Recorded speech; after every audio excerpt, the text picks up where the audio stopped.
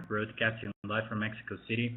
This is me, myself, Alberto Alvarado. This is my free YouTube channel, iiivb's Trading Room channel. This might show up, this should show up, and you click subscribe in any case you haven't done so. Today is Monday, February 13th, 2017, and yeah, tomorrow it's going to be this very corny Valentine's Day that I really dislike a lot. But yeah, I am a Grinch, so what can you expect of that?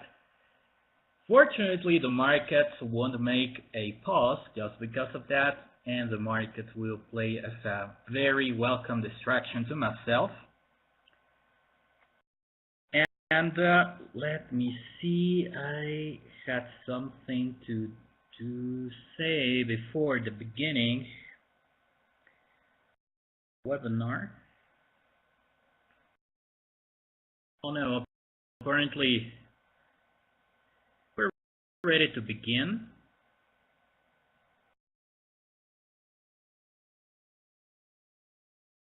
Let's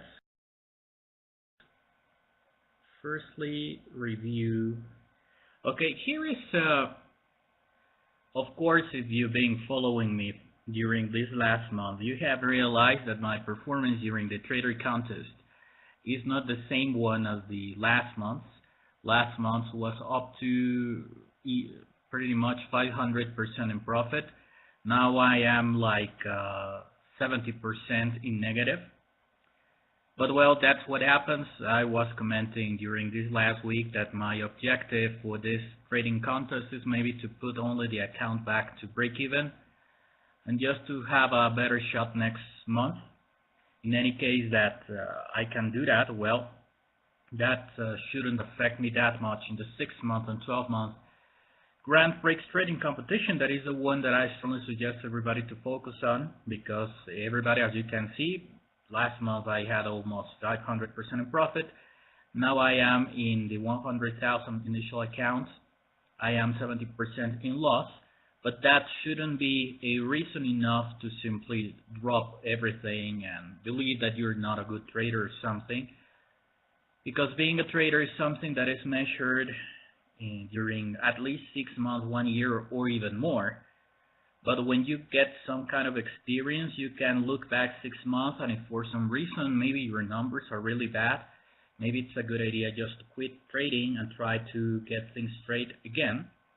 And in any case, maybe in the last 12 months you were having some doubts, the same thing. But well, trading is a long-term thing, that one good month shouldn't make you quit your day job, for example. And of course, having a bad month doesn't mean that you should go to the next bridge and jump from that bridge, right? That is why money management is very important, assuming that, for example, considering that this was the very first contest that I took seriously, the January one, and I had this good performance, well, having this negative performance is not really worrying me, but well, it's something that I need to keep working on. So here it is. This is myself. This is the trader contest. I am in the 329th place with $32,000 in equity. Let's review the cures. This is the monthly. Okay, I am already in drawdown, maximum drawdown 70%. This should stay above 60% in any case that you want to have any chances to be shown at the 6-month and 12-month Grand Prix trading competition. So this is not my case, but I want you to check this out. I was commenting last week that my trades were aimed with one single objective, that was to put at least this back at break-even, or if I have time, to maybe try to gain some profits. Okay. So here is the latest dollar Mexican. I believe this is due to the dollar Mexican short trade that I made. So yeah, this actually multiplied by 2 my balance here. So this is not a small thing. grabbing the lowest equity balance I had in my trading in the trader contest account to the balance that I am now, I made 100% in that single trade. Of course, that is way too dangerous, because if it had gone against me, I would be even more in negative. But well, that was not the case. I was tracking that Mexican peso opportunity for some days before opening it, so that gave me the confidence just to open it and to see what happened. And I closed it just some pips above the maximum, the take profit target, because I started seeing some things that I didn't like, but at the end the market ended up going to the ultimate target. I'm going to show you that in some moments.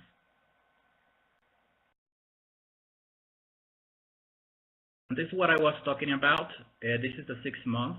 As you can see, well, I am still in profit. Okay. The average profitability is 58%, taking the latest 6 month performance, and my average drawdown here is 65%. So it's better than the monthly one. So this is good. This is why you should look back to give perspective to your trading measurements. And here I have 73% in drawdown in the yearly, but I am still in profit with 4% in profit. So yeah, the thing is that the real evaluation that I want to give to myself is after at least 6 months, and of course every 6 months and every year, looking back the latest 6 months and latest 12 years to really have a perspective on your performance as a trader. So, well, pretty much everything. Let me take a screenshot of that trade that I was commenting, that was the one that put me 100% in profit from the lowest equity I have during the contest.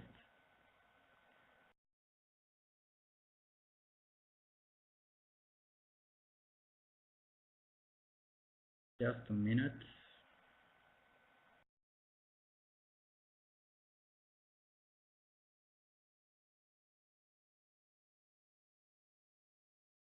Well, yes, I'm going to show you two, because I have 2 trades open there.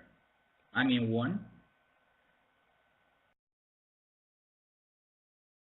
Okay, here it is. The one that I want to show you.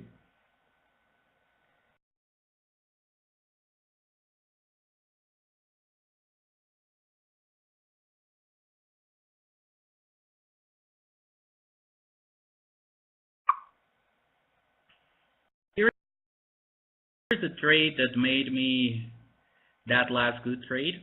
Okay, I open it here. This was commented during other webinars. In any case, if you're interested in checking them out, it only went against me a little bit. This was inside my expectations that how much this trade could go against me, and then started selling off.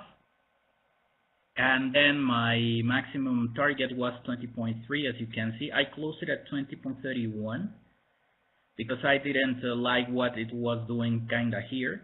But at the end, it ended up not only touching this, but even going lower to the 20.25.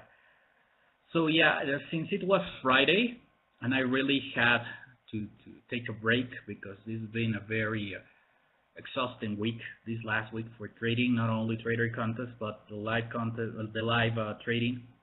I really just said, you know what, before London closing, you know what, I'm going to close this and forget about this.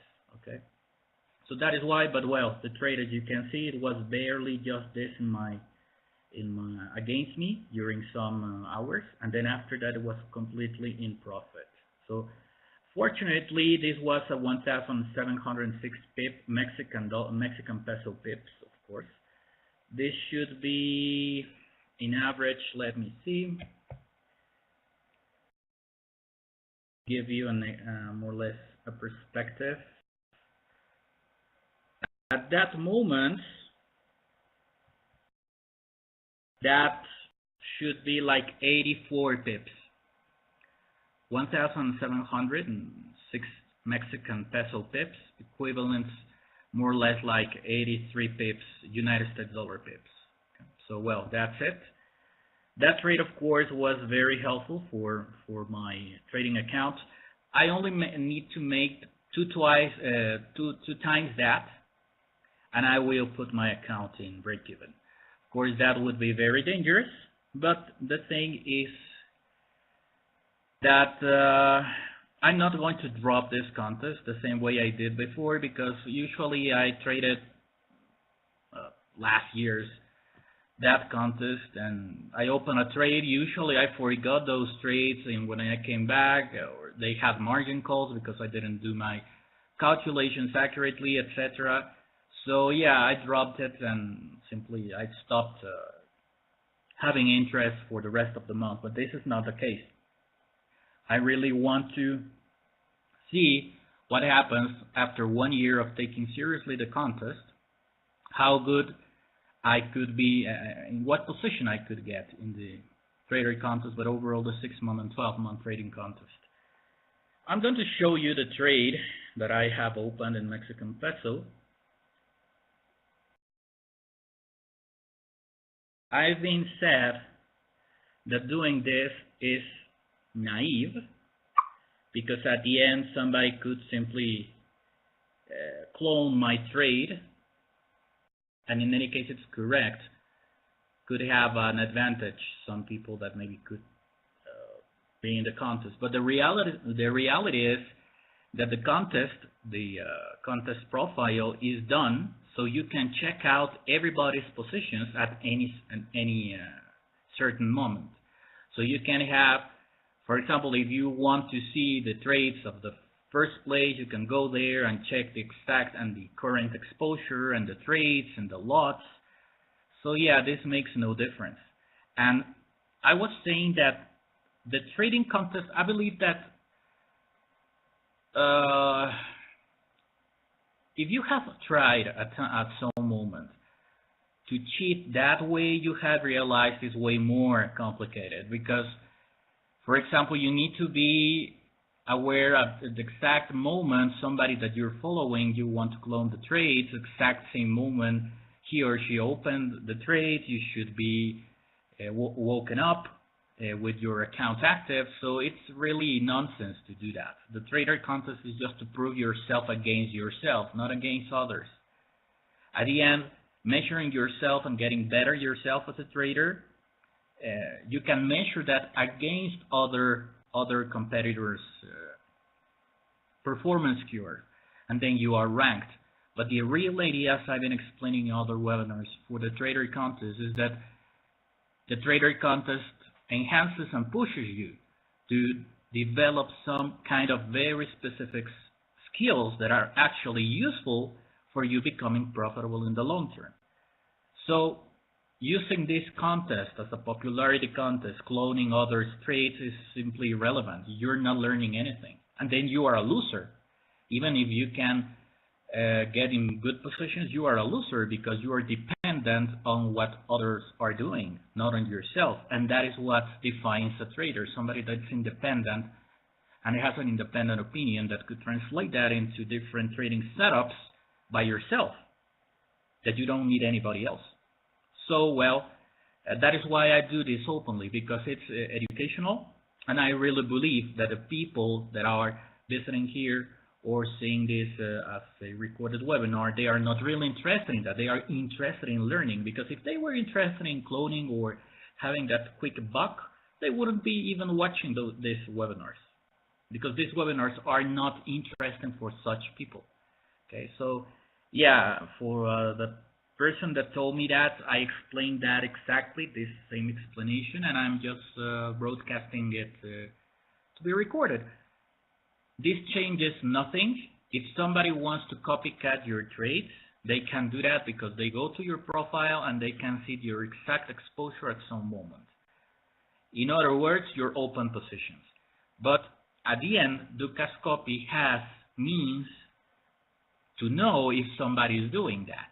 So even if they do that and they get to good positions, they are in a high risk to be caught sooner or later. And if they repeat that 2 or 3 times, there will be banned from that community. So again, makes no sense to do that. Okay, so this is the current trade that I have open. As you can see, this is my latest trade.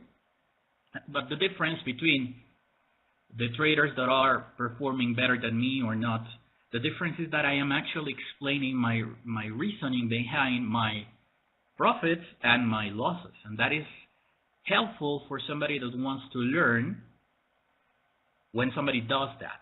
Usually, the ones that are here, the broadcasting webinars, if they are participating, because usually the webinars here are busy trading live accounts. Me, myself, I am busy doing that, but I push myself to make it work for the trader contest. But the difference here is that you actually could see, okay, this guy opened this, he explained that at that moment, and at the end, it was a losing trade, a winning trade, and he explains it again. So there is a way that with time you will start flowing with the correct insights that you need to start developing so you can generate your own trading ideas. So, well, here is the trade that I opened that I just showed you, a short trade. By the way, this was open against a lot of trader sentiment, because we were just hitting the 20.5 support. We tested it here, and then we started testing here. So it was riskier than what I would have liked, but since I was following this for some days before, it's accomplished more than 50% of my minimal acceptable characteristics. And I decided to short it because, well, at that time we had this very same chartist pattern to the downside, so my stop loss was above this line, more or less where is my current one. It went down to retest this low, 20.3. That stabilized here during Friday, and now we're just hitting this resistance. According to my price action analysis in the 4 hour, 1 hour, and 30 minutes, this still have chances to continue going lower to the psychological 20 line. I am really surprised the Mexican peso is performing this way, because for all the Donald Trump bullying on Mexican economy, it was supposed that all the investors should be in an stampede to get out of the Mexican economy, but thankfully the American democracy has weights and counterweights, and apparently the markets, the more they confirm it's an actual democracy there, they can expect that maybe if they have to leave massively the Mexican economy, they will have some kind of time.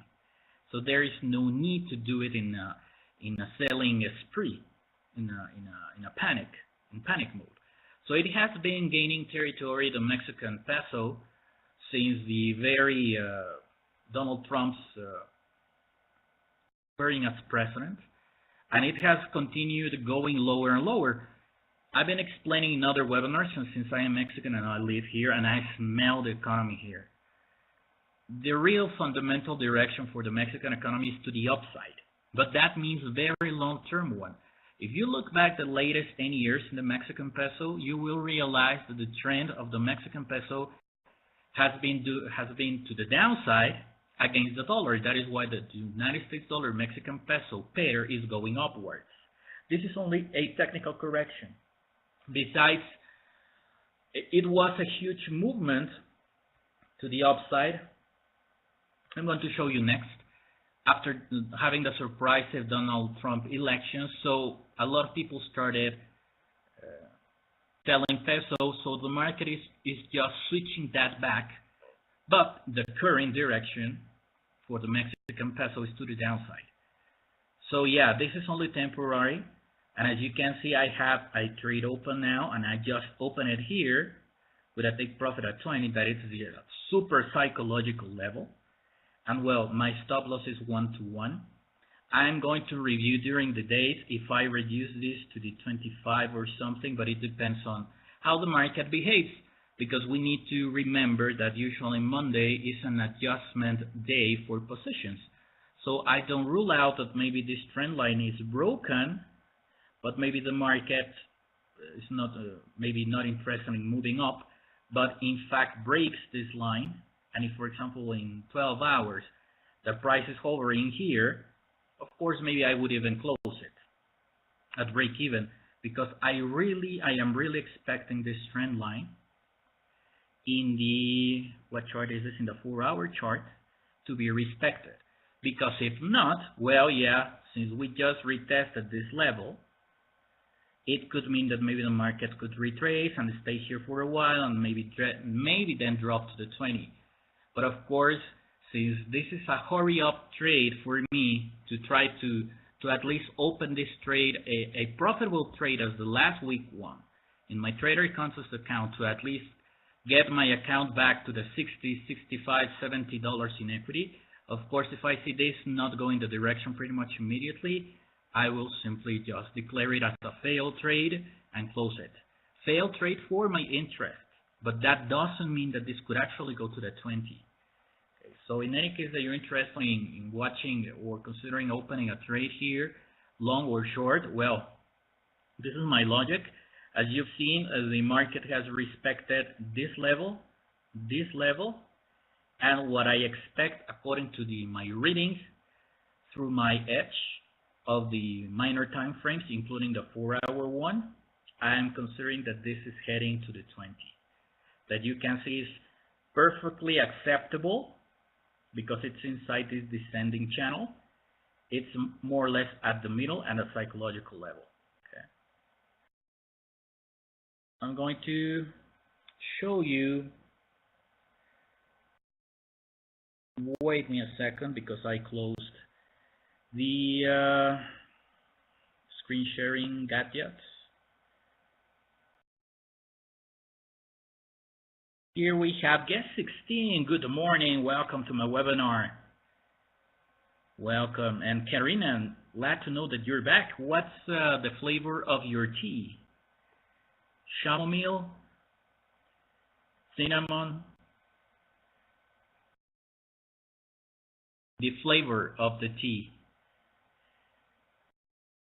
Well, you said you were going for a cup of tea. Oh, black. Oh, you like the strong ones. Yeah, black is delicious. Black is truly delicious. It's like drinking a cup of coffee or even stronger.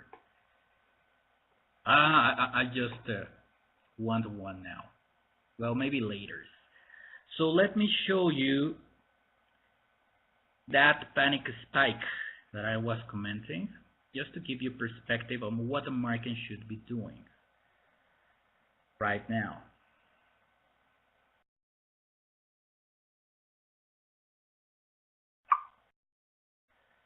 By the way, if I start having problems with audio, please let me know, because at times my computer goes 100% of the CPU, and when that happens, my sound starts breaking up.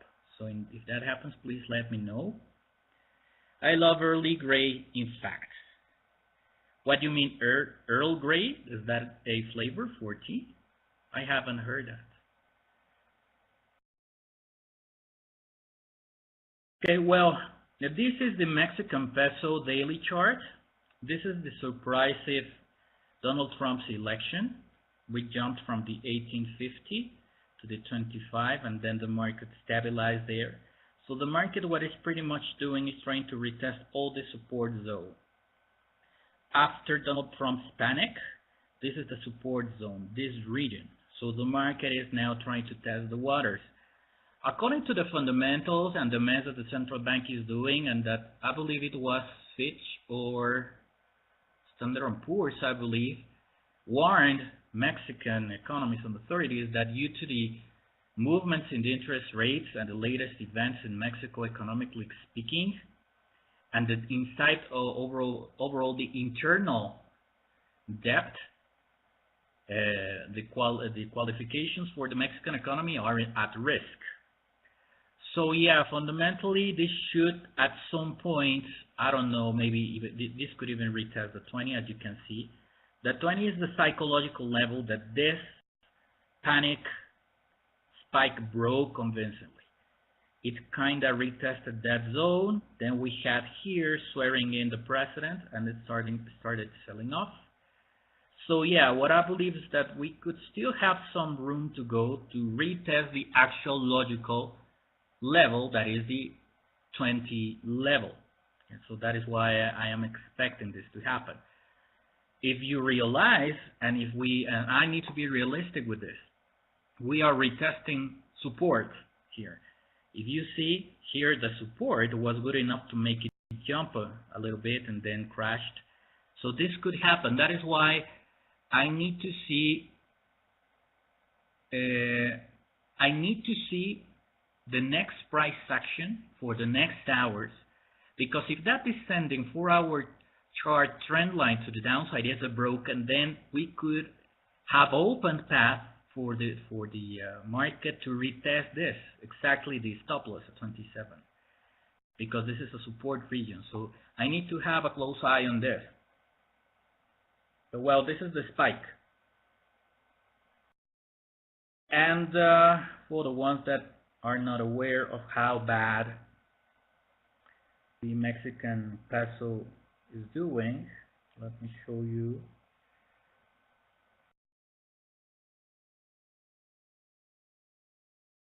Picture.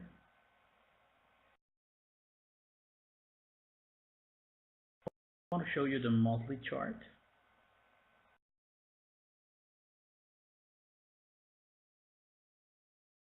I want to show you the weekly chart.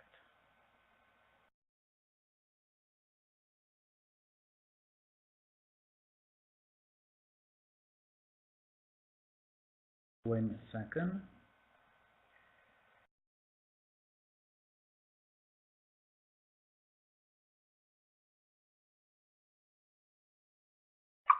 So here it is. This is a monthly chart, how it looks like in the Mexican peso. This is more or less 2008. Okay, this is a weekly chart. So this is what, after the 2008 crisis, this is how the peso performed. Actually, the Mexican peso was surprisingly, for a lot of analysts, one of the best performers during the 2008 crisis, and it has a reason. A lot of American enterprises moved their operations overall after 2008 crisis to Mexico. Why? To reduce the cost and to overcome the 2008 crisis in the United States. It is said that maybe if the United States hadn't had the opportunity to move just south of the border their operations, they wouldn't have been able to maybe overcome the crisis. For example, General Motors. General Motors, besides it has to be rescued, for the ones that don't remember, besides they moved a lot of operations to Mexico, thanks to the lower cost they could, with more profits, to have healthier, a much more healthier health in their books, in their numbers, and to overcome and eventually become again an independent enterprise. Okay. But now, apparently, Donald Trump doesn't remember that. But okay, I suppose that at some time reality will simply impose, and overall with this NAFTA pseudo renegotiation, that the more time it passes, the more difficult I see Donald Trump to make it, to push it forward. But well, this is from 2008. You can actually draw 45 degrees to the upside. You don't need to know anything else on Mexican peso. This is the breakout that I was telling you after Donald Trump. So this is in the weekly chart. You have way more perspective how bad this was. This broke this triangle. So yeah, the market could even try to retest here. But the thing is that even if we get to the 19.50 in the Mexican peso, that wouldn't change at all the overall trend in Mexican peso, right? This would even be a very healthy correction just to allow people to start continue buying here. But yeah, the 20 is a psychological one. So even though we are testing in dailies a support region zone, In the weeklies, you see this pattern that's been broken, that couldn't be sustained, and it's getting lower than desired. In any case, somebody would really like to see this continue going up immediately. So yeah, the risks to the downside are not that crazy. We have 20 minutes to go, so I believe it's more than enough time to continue with the things that I wanted to explain.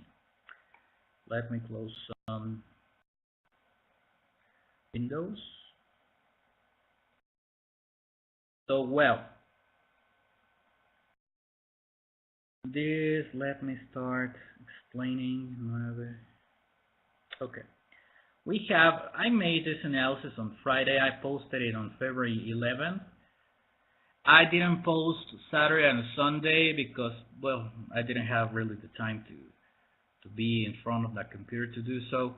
But yeah, these latest 2 days I haven't posted anything. But what I posted on Friday is this about the Russian ruble. Okay, why the Russian ruble? Because I believe it's the first time I really elaborate a trading idea on Russian ruble, but I see it very interesting, and I'm going to explain you why. In the post on Friday, I said, today, in other words, on Friday, the overall United States dollar sentiment was bullish as a continuation of latest hype of the tax reform that POTUS will present in the next future. What also helped the United States dollar bullish sentiment is the expected good outcome of this weekend's meeting between POTUS and the Japan Prime Minister.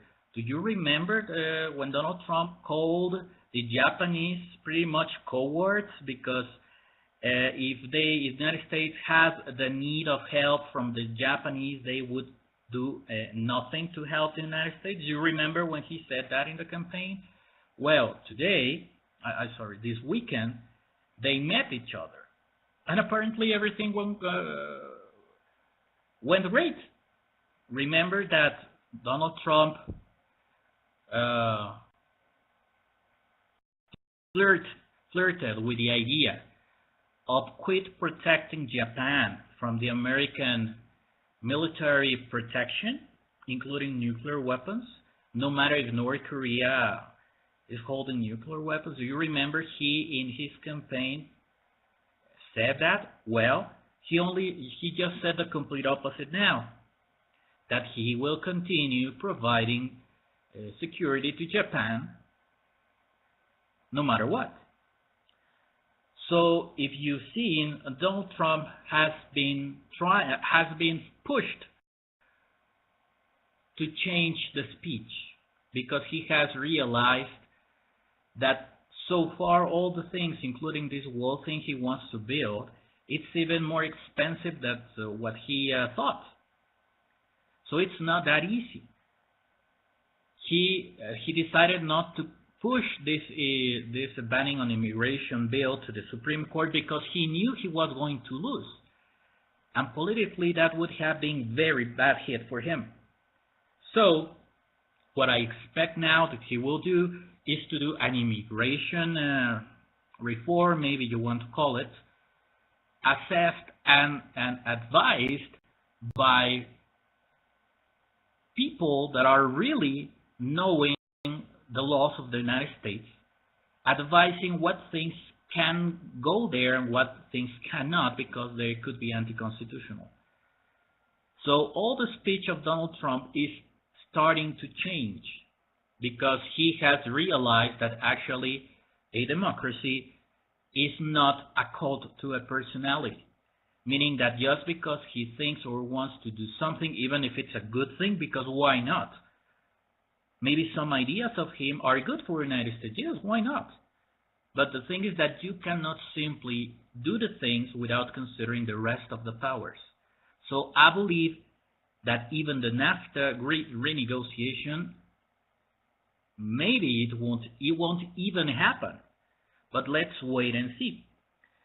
But well, continuing, one exception was the United States versus the Russian ruble. The United States dollar lost 1.25% against the ruble. And this is my very particular reading on this. The possible reason for this is that markets might be foreseeing a reduction in the sanctions rate on Russia in the near future.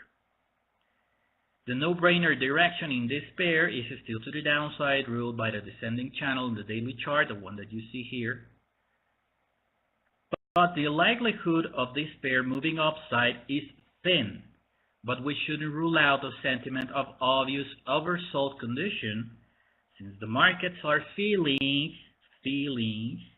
remember that trading is half or even more emotional stuff than rational stuff. They might have anticipated correctly a release on the sanctions on Russia. So yeah, as you can see, this is the daily chart. We've been having a very serious selling off in the dollar and bullish movements on the ruble. This is influenced also because Russia was a major player in this latest OPEC shortage production agreement. Then, by the way, in March, Russia will decide if it's necessary to continue with that, and we can expect that then the OPEC follows what Russia does. So, of course, that is helping the Russian economy. And besides, it's been obvious and more obvious every time that the sanctions are not hitting, not even badly, the Russian economy. It's not even having a decent effect on the Russian economy having these sanctions. And the economies in overall Europe are kind of suffering not having that huge market called Russia to absorb some of the things that they exported to Russia. So when you have sanctions not playing the way it should be, then you should think twice or to change your approach. So what I believe is that at the end, everybody is expecting what is going to happen between Donald Trump and Vladimir Putin. It's very difficult when you understand that you are in a massive chess game that is called geopolitics. It is very naive to believe that a problem is easy to solve. But of course, when you have something psychologically or emotionally against somebody, it's pretty much impossible to solve it. Apparently, that is the thing that we want to have between POTUS and Vladimir Putin, trying to discuss the geostrategic equilibrium. So yeah, it is possible that maybe we could have a loosening in the grip. Why so? And why the European economies could be interested? It is said that through the influence of Russia, there could be a soaring in the anti-EU sentiment parties, and that they could be even those movements financed by Russia. I have my doubts, but that would be normal. That's the way geopolitics is played. Let's remember Ukraine.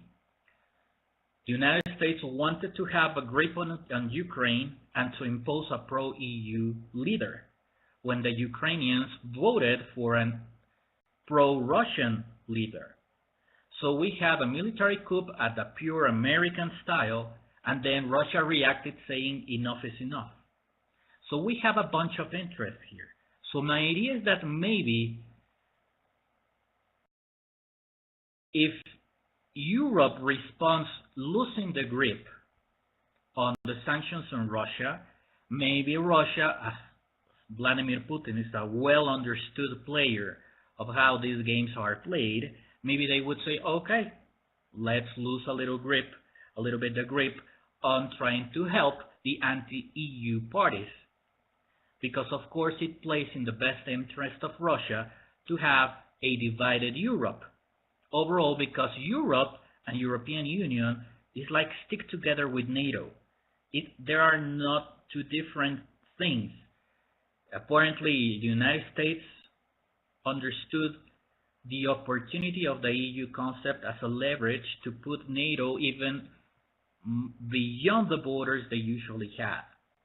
So I believe that the markets are trying to more or less start figuring out that maybe this economic war there is over in exchange of maybe Russia stop interfering a little bit in Europe anti-EU sentiment parties, in exchange of the United States losing the grip on interfering in pushing forward pro-EU parties in Europe.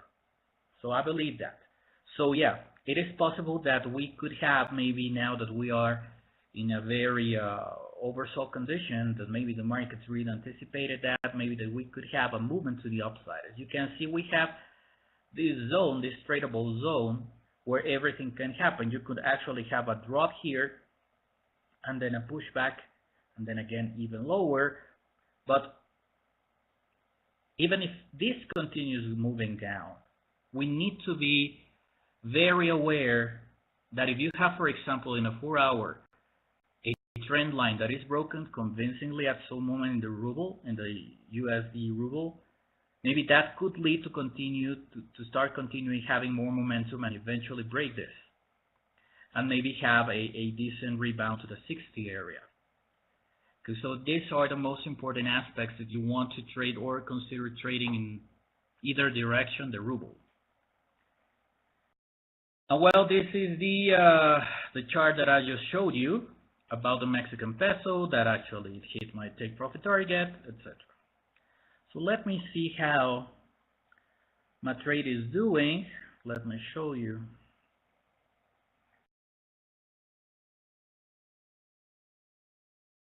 Of course, it's very early to call it a winner, of course, because everything can happen, even if it's Monday.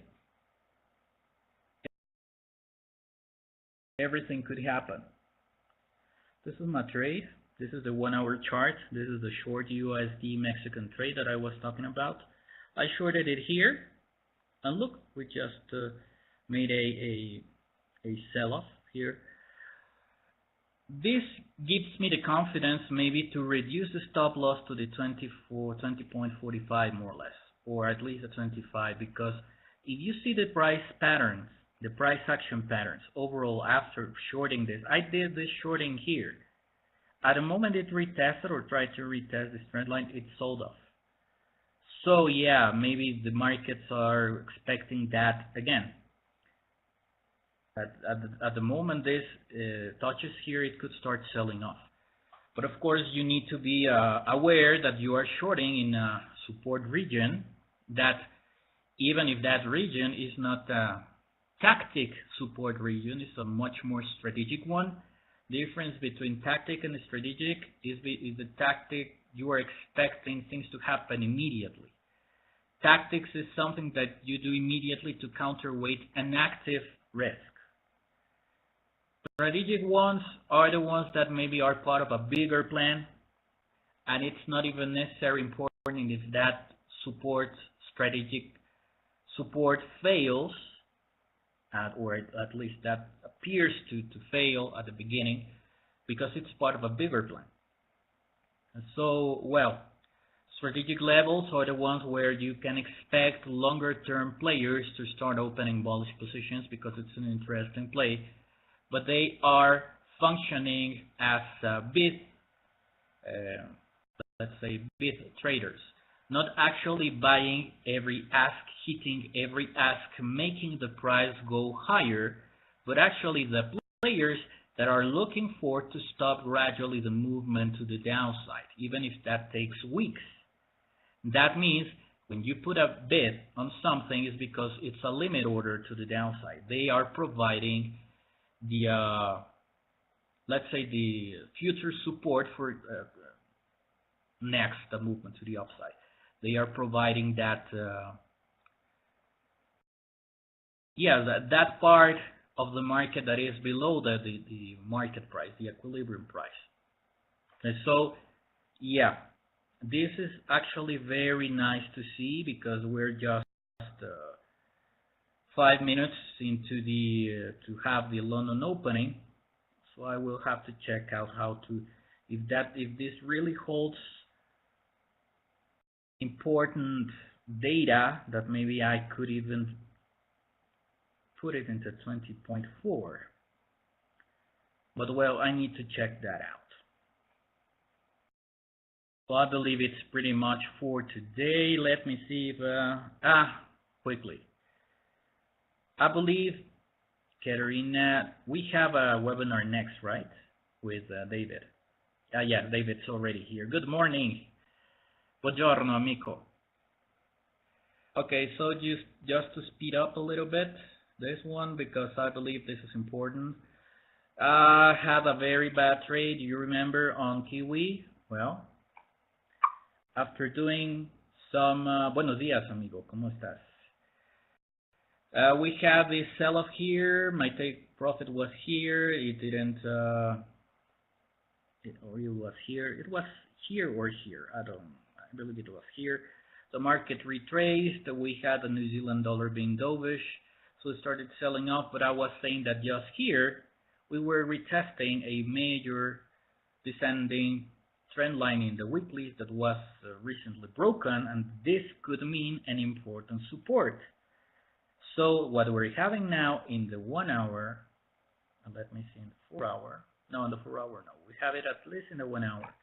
We just had a breakout here. I have this long trade open, but in the Ducats contest, not in the trader contest. I open a long trade here because of this breakout. So yeah, there is still room even having these dovish comments on Kiwi. Technically, we're retesting the support, and in my opinion, this Monday will be USD bearish. So this could help this to maybe move to the upside. So don't rule out that in any case that you are planning to short this, that all this price action was retesting a major weekly support. So as you can see, the volume is very good looking, this volume here. Just watch it. If you are playing this to the downside, just watch it, because yes, technically at least we have good reasons enough to make this move to the upside. Thank you very much, everybody, for showing up for this edition, Monday's edition of my webinar. And I would like to ask you to stay tuned. Next is David from Italy. His webinar. I strongly recommend you to stay and listen to him, to his insights on the markets. I would like to thank Katerina, of course, as always, for hosting and recording, all the guests for being around. Remember that I expect you tomorrow at the same time, same place, and expect my traders blog posts at some minutes before midnight GMT time, so you have interest in trading the Asian session. Maybe you could have some lines in the sand with that post. Thank you very much, everybody. Remember to trade safe, be safe. This is Alberto Alvarado, and bye-bye.